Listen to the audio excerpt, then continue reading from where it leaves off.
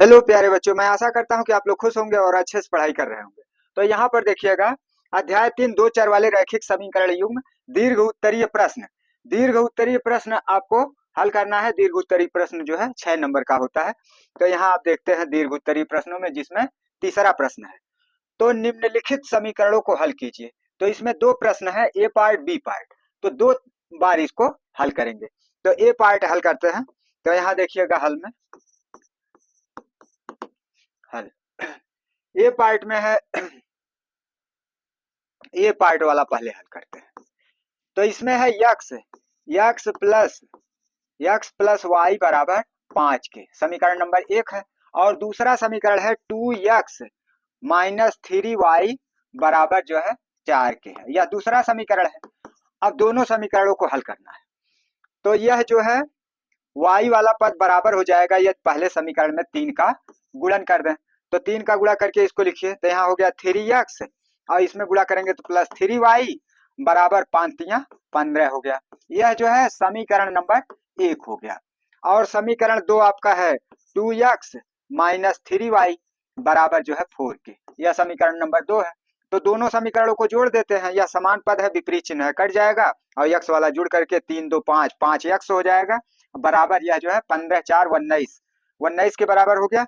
इसका मतलब जो है यक्स बराबर, तो 5 का इधर गुणन हो रहा है, उधर 5 का भाग हो जाएगा, तो यक्स बराबर हो जाएगा 19/5, 19/5 यक्स का मान हो जाएगा।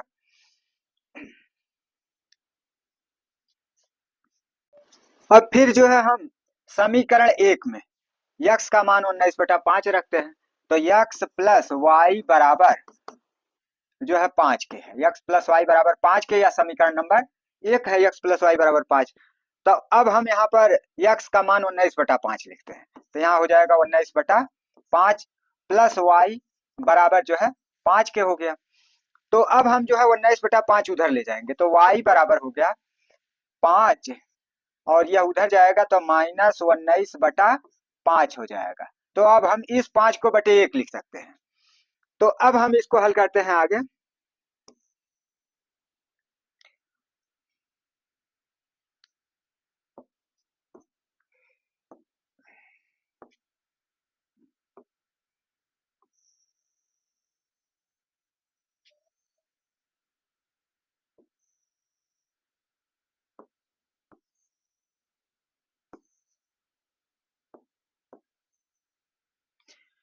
तो अब हम y बराबर हल करते हैं। तो y बराबर जो है, यहाँ 5/1 है, इस 5 का गुणा इधर कर देते हैं, 5×5 = 25 हो गया। तो यहाँ 25 हो जाएगा, और 1 का गुणा 19 में करते हैं, तो 19 हो जाएगा, बीच में माइनस है, तो -19 हो गया।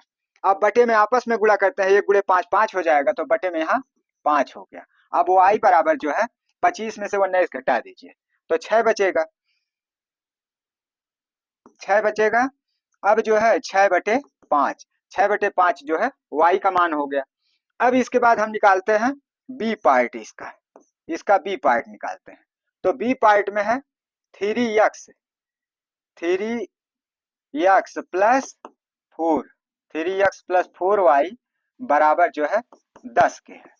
यह समीकरण नंबर 1 है, बी वाले में समीकरण नंबर 1। और फिर 2x माइनस 2y, यह जो है बराबर 2 के, यह समीकरण नंबर 2 है।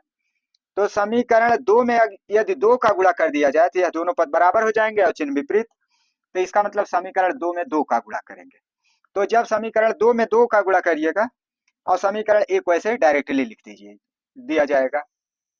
तो यहाँ पर आप देखेंगे, इसमें 3x प्लस 4y बराबर 10, 3x प्लस 4y बराबर 10, यह जो है आपका क्या हुआ, समीकरण नंबर 1, 3x प्लस 4y बराबर 10, यह समीकरण नंबर 1 है। अब जो है समीकरण 2 में 2 का गुणा किया जा रहा है, तो जहां जहां 2 है, 2 दूनी 4, 2 दूनी 4, इसका मतलब 4x माइनस 4y बराबर 4, 4x माइनस 4y बराबर 4, यह समीकरण नंबर 2 हो गया। तो अब जो है दोनों समीकरणों को जोड़ेंगे, तो जोड़ेंगे तो y वाला पद कट जाएगा, इसमें 3x 4x जोड़ करके 7x हो गया, बराबर दूसरे पक्ष में जो है 10 और 4 14 हो गया, 14। अब x बराबर हो जाएगा 14, और 7 का इधर गुणा हो रहा है, उधर ले जाएंगे, भाग दे देंगे, तो बटे 7 हो जाएगा। x बराबर जो है x बराबर 7 दूना 14 2 हो जाएगा। अब x का यह मान जो है फिर समीकरण 1 में रखेंगे। समीकरण, हाँ समीकरण 1 में रख दीजिए।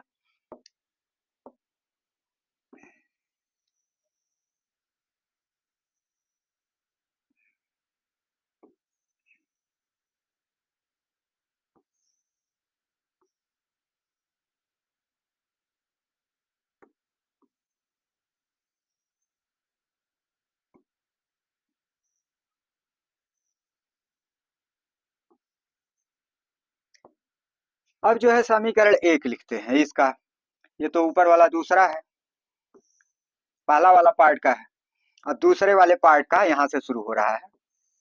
तो अब जो है समीकरण 1 3x plus 4y, 3x plus 4y बराबर 10, बराबर 10 के है, यह समीकरण नंबर 1 है। अब इसमें x बराबर 2 लिखते हैं, तो 3 गुणे 2 और प्लस 4y बराबर 10। अब जो है 3 दूनी 6 हो गया और प्लस इधर 4y बराबर 10 हो गया। तो इसका मतलब 4y बराबर इधर जो है 10 है और 6 को उधर ले जाएंगे तो माइनस 6 हो जाएगा। तो 4y बराबर 10 में से 6 घटाएंगे 4 आ जाएगा, तो 4 से ले जाकर उधर भाग कर देंगे, या यहाँ मान लेते हैं कि 1 का गुणन है 4 के साथ, तो 4 का दोनों साइड में गुणन हो रहा है, तो 4 4 दोनों साइड से काट दीजिए, तो y बराबर कितना हो गया 1, y का मान 1 हो गया। तो इसमें जो है पहले वाले में x बराबर 19/5 प्राप्त हुआ और y बराबर जो है 5/6 प्राप्त हुआ, और दूसरा जो बी पार्ट वाला है इसको हल करने पर x का मान जो है 2 प्राप्त होता है और y का मान जो है 1 प्राप्त होता है। तो यही इसका हल हो गया।